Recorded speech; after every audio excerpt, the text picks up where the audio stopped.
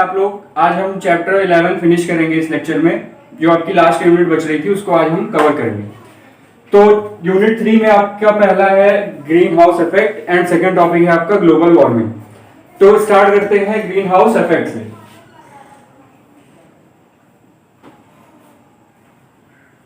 ठीक है, पढ़ते सब लोग हैं, पता पढ़ने वाली चीज अलग होती, समझने वाली चीज अलग। तो आज बात करते हैं, पहले समझ के चलेंगे ग्रीन हाउस इफेक्ट होता कैसे है, क्या क्या चीजें उसमें होती हैं। ग्रीन से आप क्या समझ सकते हैं? प्लांट्स। ठीक, हाउस, जब प्लांट्स एक साथ प्लांट्स को हम किसी बाउंड्रीज के साथ कवर कर देते हैं तो वो क्या हो जाएगा? Green house. ठीक, और इफेक्ट देखने के लिए आपको क्या करना पड़ेगा? जो उनकी सराउंडिंग है, जो वॉल्स हैं, उसको आपको ट्रांसपेरेंट करना पड़ेगा जिससे आपकी सनलाइट अंदर आ सके। ठीक, तो ग्रीन मतलब क्या हुआ? ट्रीज हो गई, प्लांट्स हो गए। हाउस क्या हुआ? उसको आपने कवरिंग दे दी। तो बेसिकली होता क्या है, जहां पे जो आपके ठंडी जगह है, जैसे कोल्ड कंट्रीज हैं आपकी, वहां पे क्या होता है? टेम्परेचर बहुत कम रहता है। ठीक है, लेकिन प्लांट्स को क्या होता है? उनको अपने एक स्पेसिफिक टेम्परेचर मेंटेन करना होता है जिसमें वो अपनी प्रोसेस कंप्लीट कर सकती है। तो टेम्परेचर मेंटेन करने के लिए क्या करना पड़ता है? जब प्लांट्स को हम वॉल से सराउंडिंग देने के बाद, तो मैं बता रहा था यहाँ पे कि हाउस मतलब क्या होता है, जनरली हम लोग क्या जानते हैं? कवरिंग। ठीक, हाउस आप कब बोलेंगे? जब आप उसमें सेफ फील करें। तो हाउस मतलब क्या हो गई? आपकी सराउंडिंग।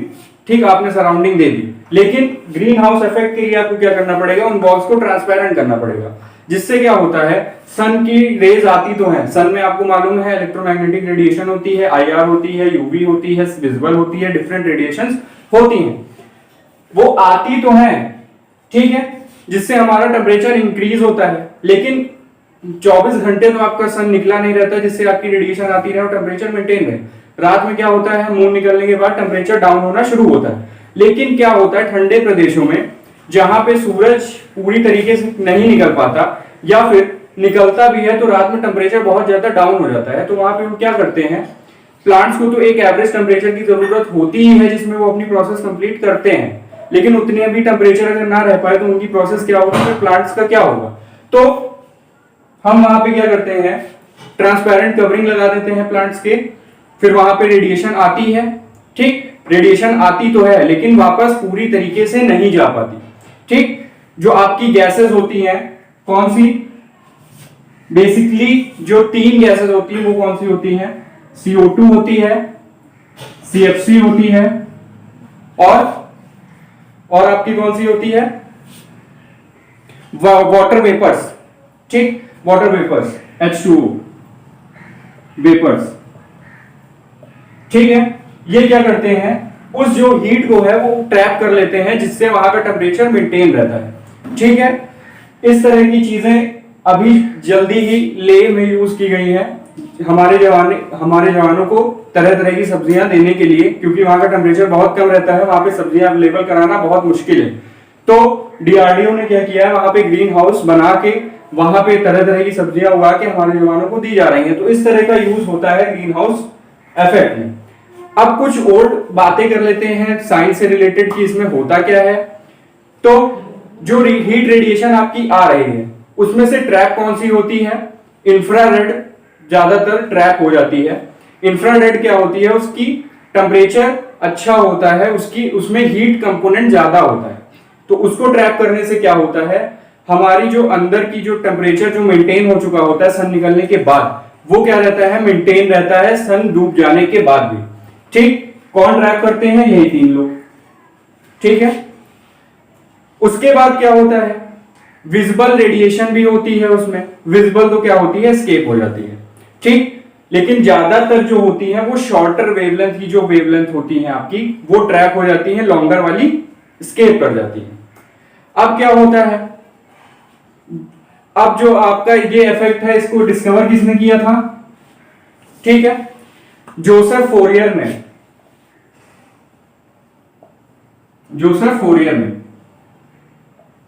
किस सन में? 1824 में। ठीक है, 1824 में जोसेफ ने इस इफेक्ट को डिस्कवर किया था छोटी जगह पे ट्राई करके। ठीक, फिर उसके बाद क्या हुआ, उनको रिजल्ट्स मिलने लगे तो उसका यूज ज्यादा होने लगा। अब बात करते हैं कुछ फैक्ट्स की, जैसे कि सनलाइट जो होती है आपकी अर्थ पे आती है, तो अर्थ की सरफेस तक जो आपकी होती है सनलाइट जो इंटर करती है अर्थ पे, उसकी जो हीट एनर्जी होती है या फिर जो आपकी एनर्जी होती है, उसकी हीट एनर्जी अभी बात नहीं करेंगे, एनर्जी टोटल एनर्जी जो होती है उसकी वो कितनी होती है आपकी 1366 वॉट पर मीटर स्क्वायर। ठीक है, इतनी होती है। फिर वो हमारे इन्वायरमेंट में इंटर करती है, इन्वायरमेंट में इंटर करते करते करते सरफेस तक कितनी आती है 235 वॉट पर मीटर स्क्वायर। ठीक है, इतनी आपकी अर्थ सरफेस पे आती है। उसके बाद क्या होता है, जो आपके वाटर के सोर्सेज हैं जैसे ओशियन, सीज, वो कितनी एब्जॉर्ब करते हैं आपकी 167 वॉट पर मीटर स्क्वायर। ठीक है, इतनी हो गई। अगर ग्रीन हाउस ना होता तो यहां पे एनर्जी कितनी बचेगी, यहां पे आपकी एनर्जी बचेगी 67 वॉट पर मीटर स्क्वायर। ठीक है, 67 वॉट पर मीटर स्क्वायर के आसपास बचती है।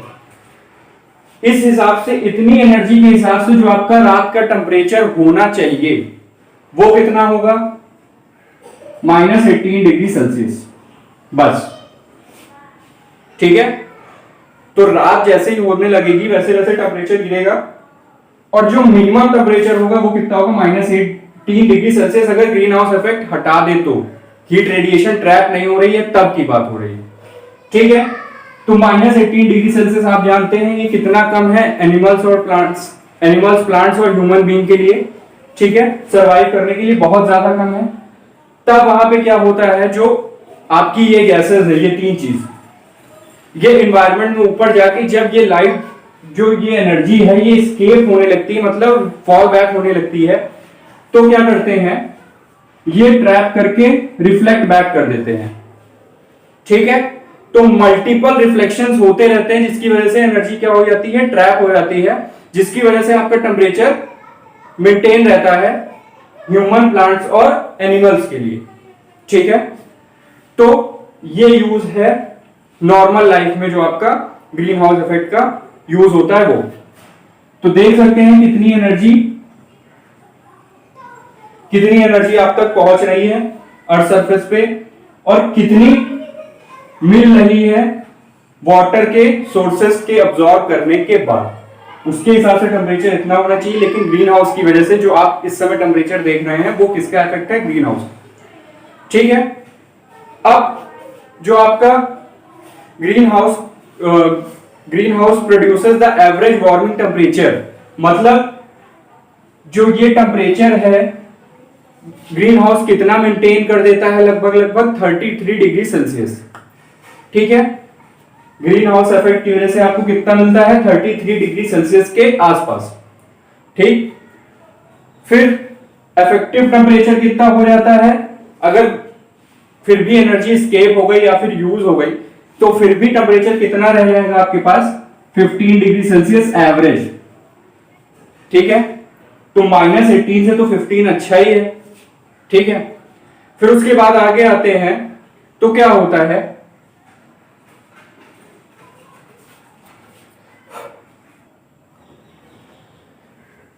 तो जो हमारा पुराना ग्रीन हाउस इफेक्ट था, ठीक है, वो हमारा अच्छे से मेंटेन था, टेम्परेचर सब सही था।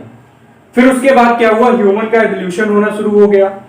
ह्यूमन तो सबसे आगे रहते ही हैं किसी भी चीज को खराब करने के लिए, तो इस चीज में भी उनका बहुत बड़ा हाथ था। ग्रीन हाउस इफेक्ट में भी उन्होंने इंक्रीज कर दिया और ग्रीन हाउस इफेक्ट को किसमें कन्वर्ट कर दिया, ग्लोबल वार्मिंग में।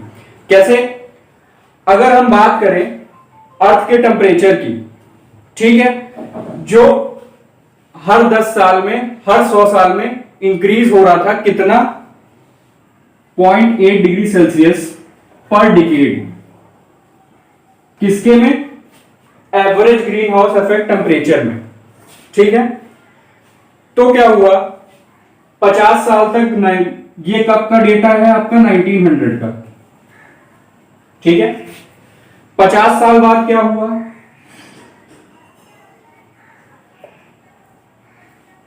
50 साल के बाद मतलब 1950 के पास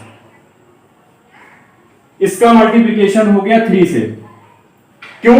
उस समय आपकी डिस्कवरी बहुत हुई, डिस्कवरी में कौन कौन सी चीज आपकी व्हीकल्स आ गई, डिफरेंट आपकी टेक्नोलॉजीज आ गई, जिसकी वजह से CO2 और CFC का प्रोडक्शन इंक्रीज हो गया, ठीक है। टेम्परेचर और तेजी से बढ़ने लगा, ठीक है। इतना इंक्रीज हो रहा था, उस हिसाब से हमारे लिए भी हेल्पफुल था। लेकिन जब इंटू 3 हो गया तो आप खुद देख सकते हैं कितनी तेजी से टेम्परेचर इंक्रीज हो रहा है। लेकिन उसके बाद भी रुका नहीं, उसके बाद भी बढ़ना स्टार्ट हो गया। अगर डेटा की बात करें उसके बाद वाले की, तो आपका जो 2100 के आसपास जो एवरेज टेम्परेचर कैलकुलेट किया गया है डिफरेंट साइंटिस्ट के द्वारा, वो कितना है 64 डिग्री सेल्सियस, ठीक है। 2100 यानी 2100, ठीक। आप देख सकते हैं कितना इंक्रीज हो चुका है। यहां पे भी रुकेगा नहीं और बढ़ेगा। क्यों बढ़ेगा?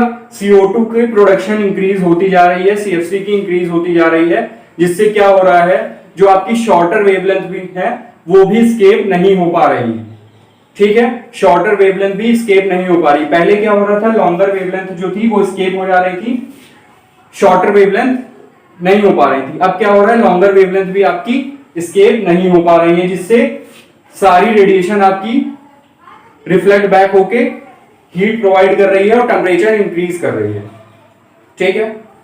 और क्यों पेड़ कटते जा रहे हैं, CO2 की पॉपुलेशन इंक्रीज होने की वजह से CO2 प्रोडक्शन, डिफरेंट कंबशन की प्रोसेस से CO2 का प्रोडक्शन, CFC का प्रोडक्शन इंक्रीज पे इंक्रीज होता चला जा रहा है, ठीक है।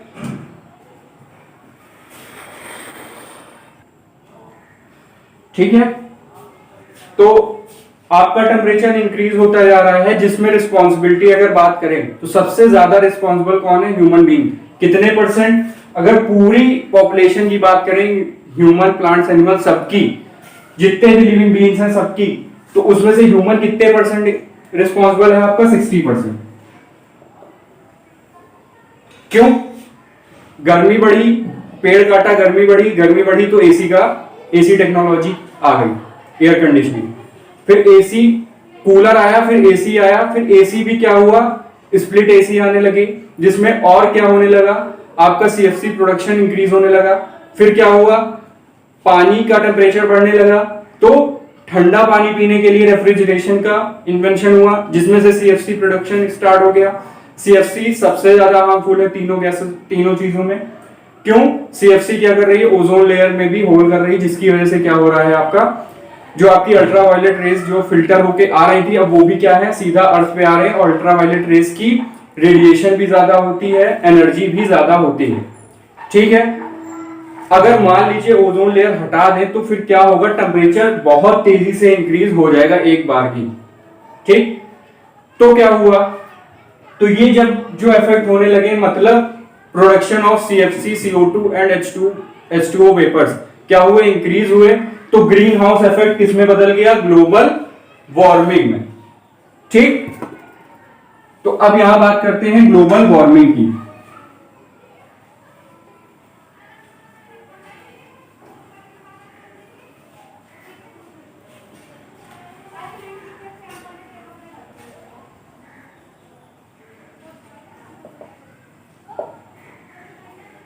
ठीक, जब तक कंट्रोल वे में था तब तक हमारे लिए यूजफुल था, ठीक है।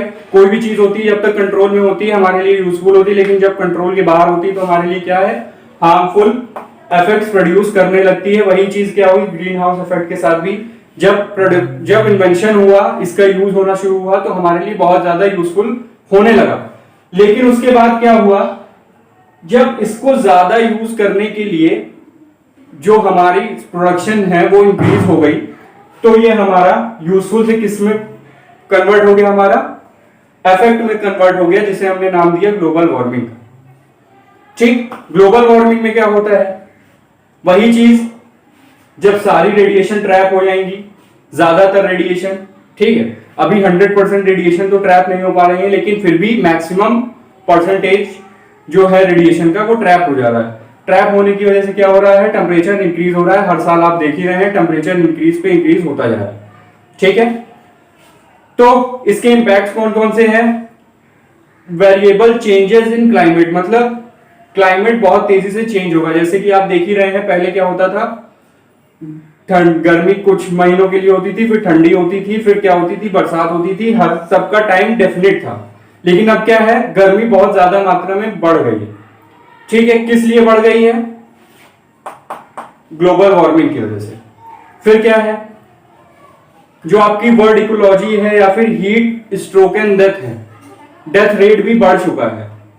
ठीक है, क्योंकि ह्यूमन बॉडी जो हमारी है अभी, ठीक है, जो यंगस्टर्स की बॉडी है वो टेम्परेचर तो झेल लेगी, लेकिन जो हमारे ओल्ड वन है, ठीक है, वो क्या है, इतना टेम्परेचर नहीं देख पाते, इसकी वजह से गर्मियों में जो आपकी डेथ है वो ज्यादा इंक्रीज हो गई, डेथ रेट इंक्रीज हो चुका है। ठीक है, पहले इतना नहीं था जितना अब है। अब बात करते हैं इसकी अब इसकी बात करते हैं कि इसके इफेक्ट कहां कहां पे है। ठीक है, dislocation of plant species, plant and animal species.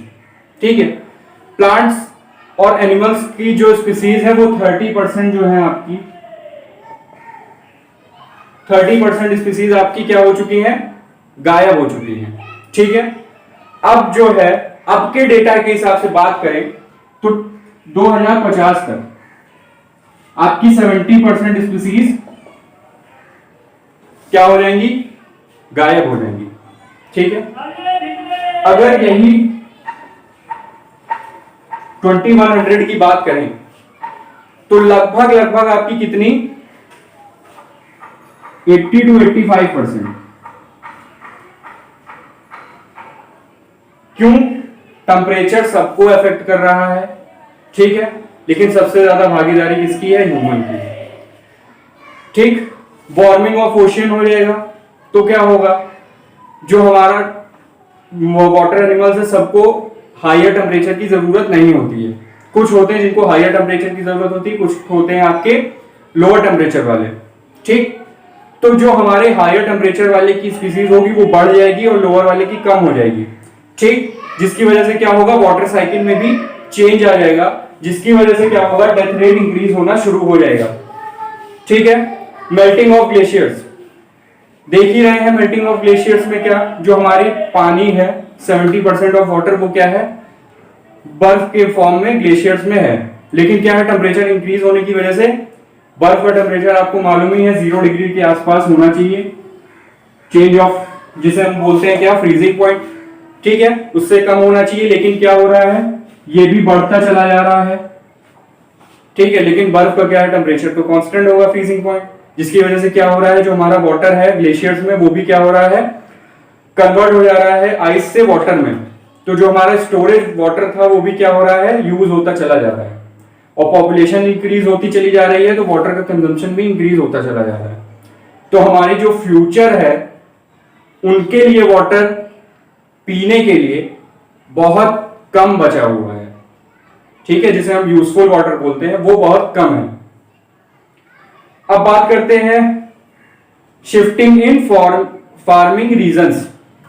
ठीक है, फार्मिंग रीजन्स क्या, जैसा कि आप जानते ही हैं कि रेगिस्तान में कोई फसलें पैदा नहीं होती। क्यों, वहां गर्मी की वजह से जमीनें क्या हो जाती है, बंजर हो जाती हैं। ठीक है, अगर होती भी हैं तो उनको वाटर की रिक्वायरमेंट ज्यादा हो रही। तो ग्लोबल वार्मिंग से क्या हो रहा है, जमीन का भी पानी सूखता जा रहा है, जिससे आप फसल उगा नहीं पाएंगे, और वाटर की जरूरत है वो भी क्या हो रहा है, हमारे पास कम होता चला जा रहा है। तो देख सकते हैं आप क्या होगा, आगे फूड की कमी आने लगेगी। ठीक, और क्या है, increases in new disease and heat related deaths. ठीक, तो टेम्परेचर इंक्रीज होने की वजह से आप जानते हैं डिफरेंट तरह की बीमारियां हो जाती हैं और डेथ रेट भी इंक्रीज हो जाता है। Change in regional climate, variable change in climate, increase of cost of air conditioning. ठीक, ये सब कुछ इफेक्ट्स हैं आपके जो किसकी वजह से होंगे, ग्लोबल वार्मिंग की वजह से आपको आगे देखने को मिलेंगे अगर हमने अपने आप को कंट्रोल ना किया तो। ठीक, अब बात करते हैं कि ग्लोबल वार्मिंग को कंट्रोल कैसे किया जाए। ठीक है, वेज टू मिनिमाइज।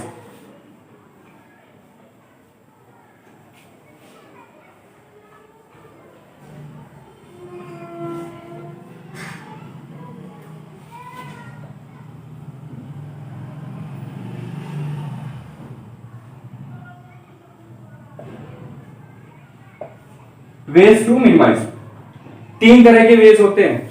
पहला कौन सा है? पहला है आपका टेक्नोलॉजिकल मेजर्स।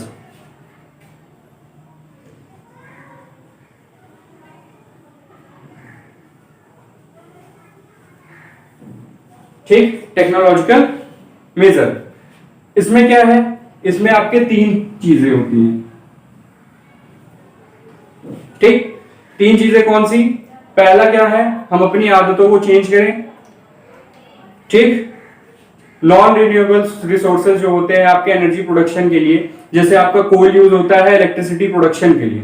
ठीक, तो कोल क्या है, कोल में आपके कार्बन परसेंटेज ज्यादा होती है और बर्निंग करेंगे तो आपकी कार्बन मोनोऑक्साइड और कार्बन डाइऑक्साइड प्रोड्यूस होगी ही होगी। तो कार्बन डाइऑक्साइड प्रोड्यूस होगी जिससे percentage of carbon dioxide increase होगा, जो हमारा ग्लोबल वार्मिंग में हेल्प करेगा।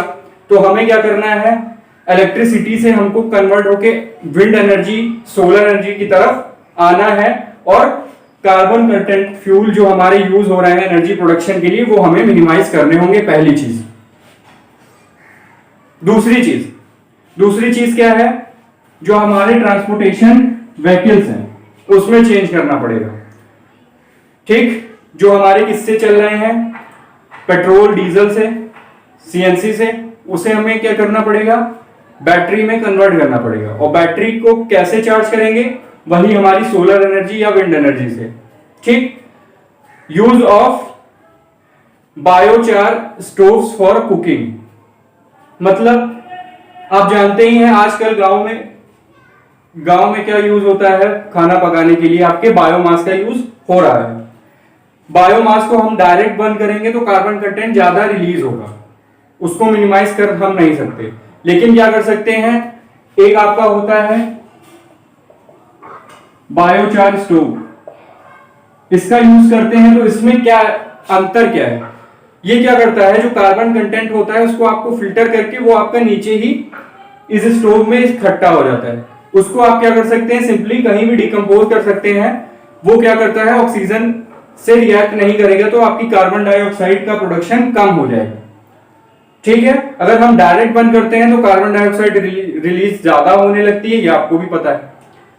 ठीक, अब आते हैं दूसरे मेजर पे, जो है आपका इकोलॉजिकल मेजर।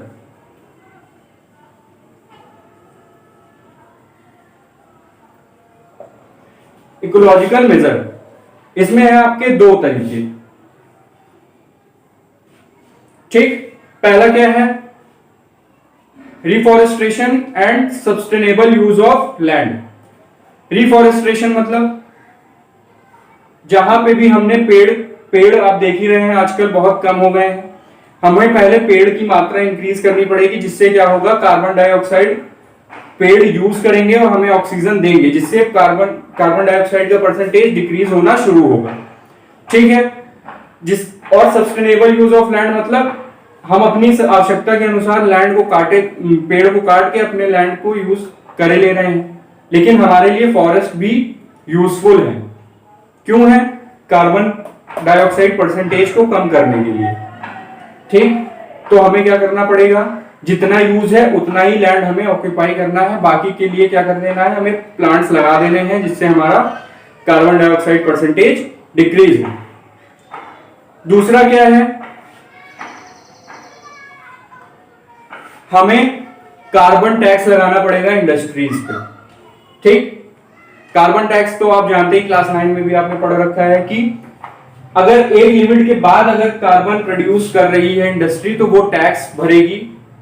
ठीक है, और वो जो कार्बन होगा उसे डिकम्पोज भी करेगी ऑर्गेनिक तरीके से, जिससे वो इफेक्ट ना करे।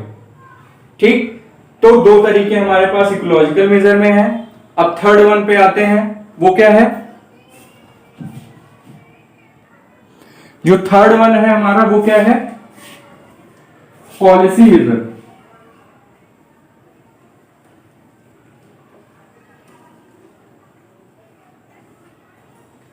ठीक, पॉलिसी मेजर। पहला क्या है?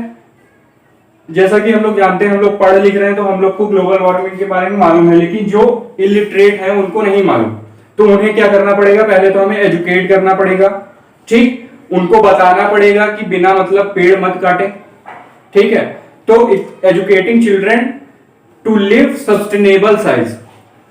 ठीक है, तो उन्हें हमने एजुकेट करना है और उन्हें हमें बताना है कि पेड़ लगाओ ना कि पेड़ काटो। ठीक है, दूसरा क्या है? कंट्रोलिंग पॉपुलेशन, जो सबसे मेन है। ठीक है, सबसे मेन किस लिए? पॉपुलेशन की वजह से ही हमारी फॉरेस्ट की पॉपुलेशन में डिक्रीज आया है। पॉपुलेशन बढ़ती जा रही है, लैंड ऑक्यूपाई होते जा रहे हैं, फॉरेस्ट खत्म होते जा रहे हैं। तो सबसे पहले हमें क्या करना पड़ेगा? पॉपुलेशन को कंट्रोल करना पड़ेगा। वो कैसे होगा?